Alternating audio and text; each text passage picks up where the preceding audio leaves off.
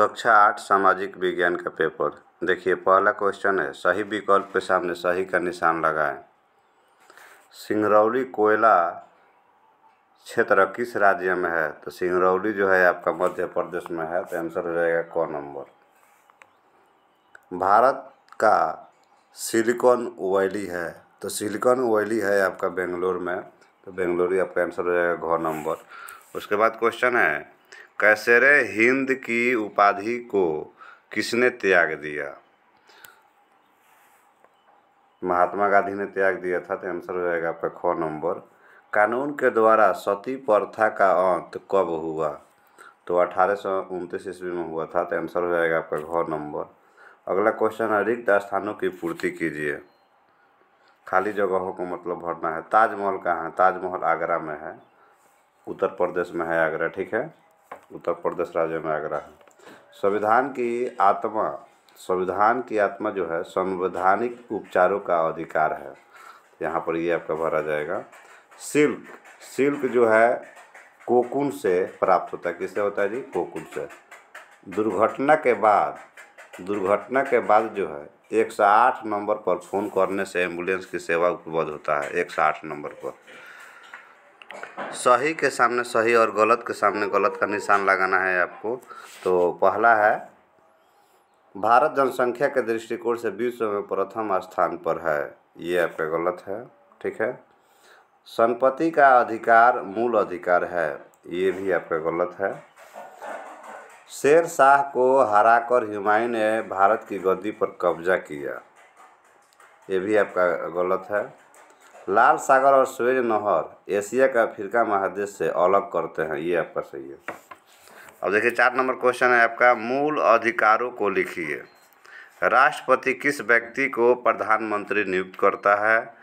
कृषि विपणन किसे कहते हैं? कुंवर सिंह कहाँ के जमींदार थे? ये 4 क्वेश्चन है आपका। देखिए मूल अधिकारों को लिखना है आपको।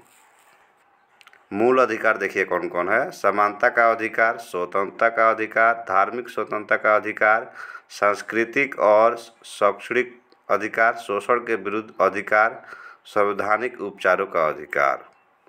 2 नंबर, राष्ट्रपति बहुमत प्राप्त दल के नेता को प्रधानमंत्री नियुक्त करता है।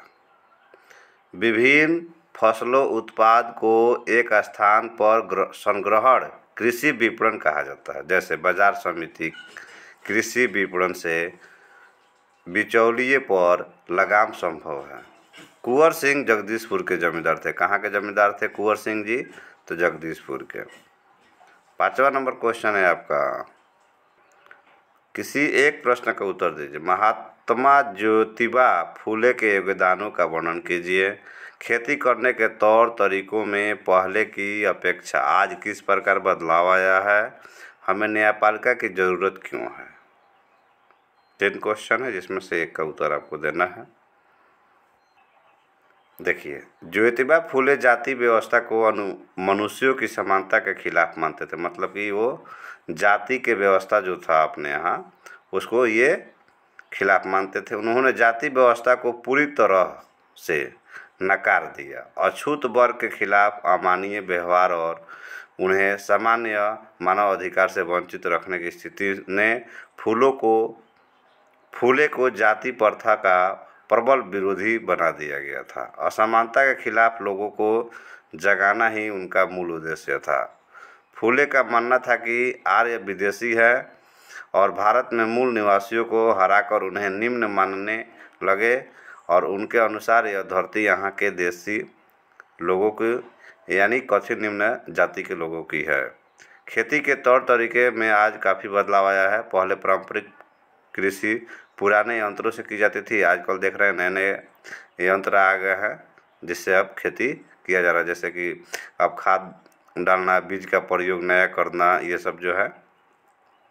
3रा क्वेश्चन है आपका, देखिए सभ्य समाज में आपसी विवादों के निपटारा हेतु नागरिकों को अधिकारों की हिफाजत हेतु एवं प्रशासन तथा ताकतवर लोगों की मनमानी से जनता की सुरक्षा हेतु हमें न्यायपालिका की ज़रूरत होती है। न्यायपालिका हमारे संवैधानिक अधिकारों की रक्षा करती है तथा यह सरकार संविधान के विरुद्ध कोई कार्य करती है तो उसी के अंकुश लगाने का कार्य ये जो है करती है। ठीक है, आप हमारे चैनल पर 8वीं क्लास का सभी का पेपर देख सकते हैं, जैसे में मैथ है, हिंदी, संस्कृत, ठीक है, देख सकते हैं आप।